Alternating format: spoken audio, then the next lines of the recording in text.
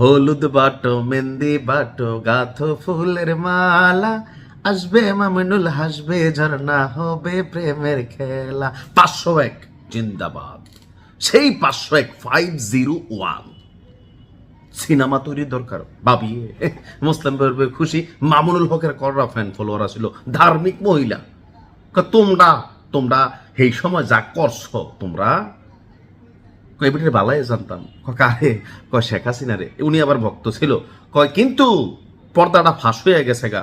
সেই 501 দেহ, হ্যাঁ, আওয়ামী লীগ পতনের কলেমার একটা অংশ। এটা হচ্ছে 501 বীজ বপন হয়েছে, বীজ।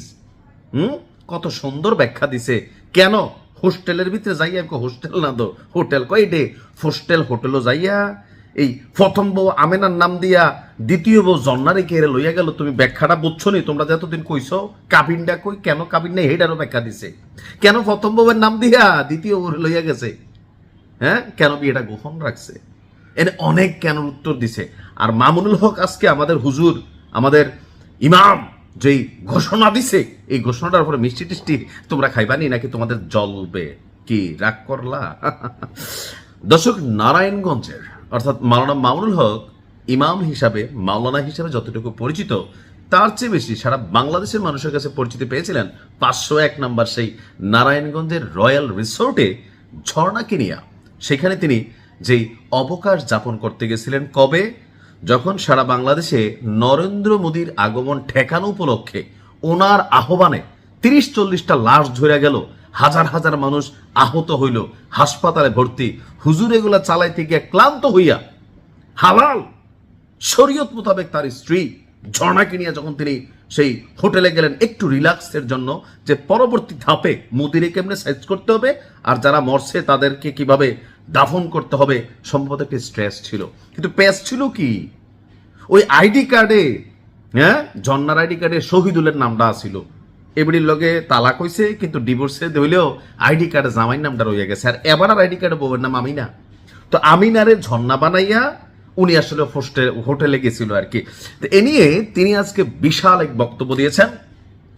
বলছেন যে 501 নাম্বার কক্ষ আগামী দিনে দেখেন এখানে কি হইতে পারে। এটা হচ্ছে বিজয়ের প্রতীক। না, এটা তো নারায় তাকবীর আসবে না, নাকি জোশে চলে আসছিল, যাই হোক।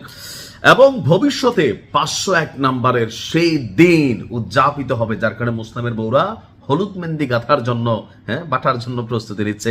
কে গরিবরা 501-এ যাইতে পারো, ওইটা একটা মুভিও তৈরি হইতে পারে।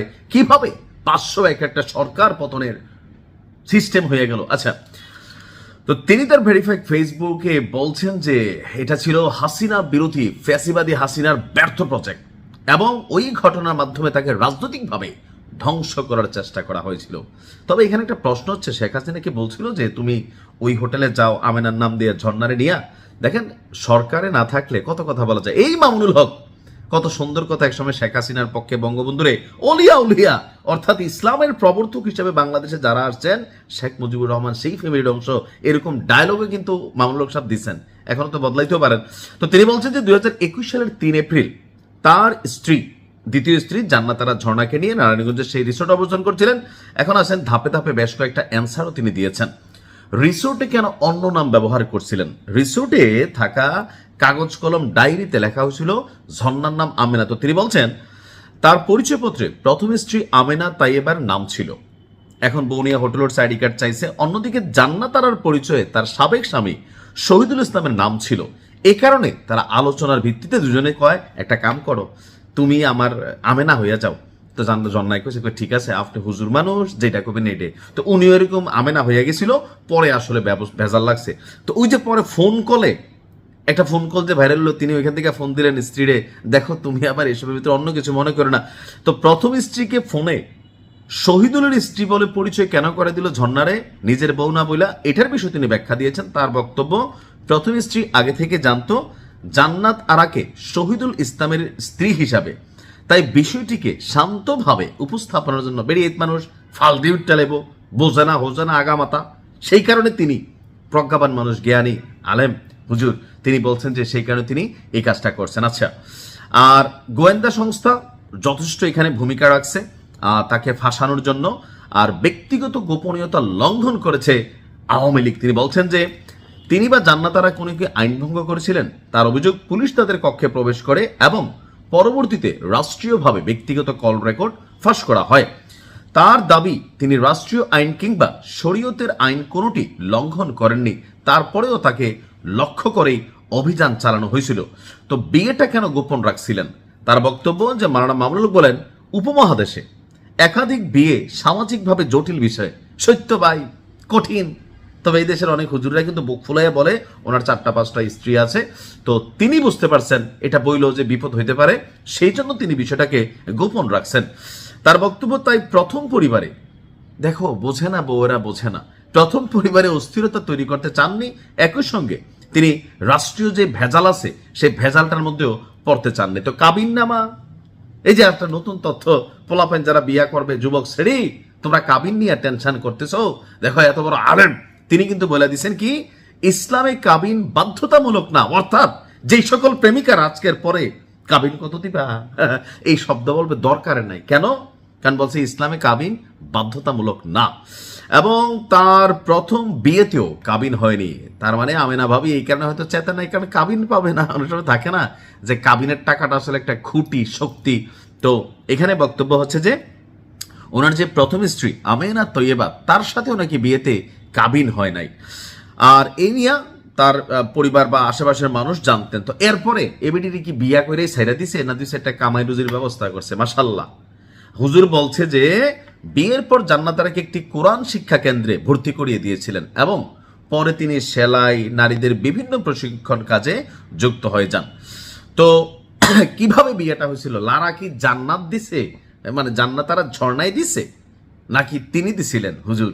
তো তার বক্তব্য হচ্ছে যে বিবাহ বিচ্ছেদের পর ঝর্ণা তার সাথে যোগাযোগ করেন এবং এক পর্যায়ে তিনি তাকে বিয়ের প্রস্তাব দেন যে মামুনুল হক হুজুর, দেখেন আপনি আমাকে নিকাহ করতে পারেন, এই ধরনের একটা প্রস্তাব দিয়েছেন। তো হুজুর চিন্তা করলো, অসহায় একজন নারী, বিধবা, আহারে 2টা সন্তান নিয়ে কোথায় যাবে, সেই জন্য তিনি চিন্তা করলেন এটা একটা সওয়াবের কাজ হবে। ইসলাম কিন্তু এটা সওয়াবের কাজ, বিধবা যাদের বা ধরেন ডিভোর্সি তাদেরকে বিয়ে করা সওয়াবের কাজ। তো এই বিষয়গুলোকে মাথায় রেখা তিনি করছেন। এমনকি তিনি আগে থেকেই জানাই দিয়েছেন যে ইসলাম ধর্ম অনুযায়ী দুইটা বউ থাকলে যে ইনসাফ করার বিষয়টা আছে, এই বিষয়টার যে বাধ্যবাধকতা তা তিনি পুরোপুরি বাস্তবায়ন করতে পারবেন না। এরপর জান্নাত বলছে, আপনি খাওয়ান, ফিন্দান না ফিন্দান, আমারে গরনিয়া জাগা দেন, ওই সামাজিকভাবে পরিচিতির দরকার নাই। মনের মানুষ, গান আছে, আপন মন হয় যদি মনের মতন, তারাইয়া দিলেও সরে না, লাইনটা মাঝখানে ভুলে গেছি। তো এরকম অনেকটা যে তিনি আসলে ব্যাখ্যা দিচ্ছেন। তবে হুজুরের ব্যাখ্যার পর পুরো সোশ্যাল মিডিয়া জুড়ে অনেকে হাহারিয়ে দিচ্ছেন, বেয়াদব, আমল থাকতো না আমল, তোমরা জাহান্নামী জাতি, তোমরা। কত সুন্দর করে উনি বুঝাইছে, তোমরা হাহারিয়ে দিচ্ছ।